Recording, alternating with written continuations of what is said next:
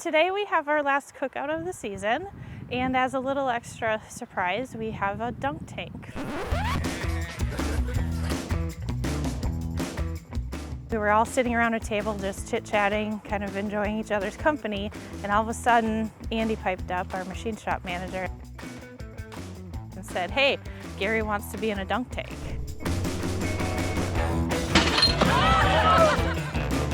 And it was kind of a joke, but right away Mohit, our CEO, piped right in and he's like, "Yeah, we should do that at our cookout, and we could do it for charity."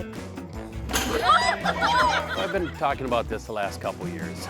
I never let it go. So we'd bring it up every once in a while and we'd laugh. And this year, somebody actually pulled the trigger and got it, and now here we are. We've got managers who volunteer to grill, so we've got burgers and hot dogs on the grill, and we have chicken that has been in the slow cookers all morning, so we've got all the food getting set up, and we've been working on setting up this dunk tank, which we're all excited about, and it's very refreshing, I would say.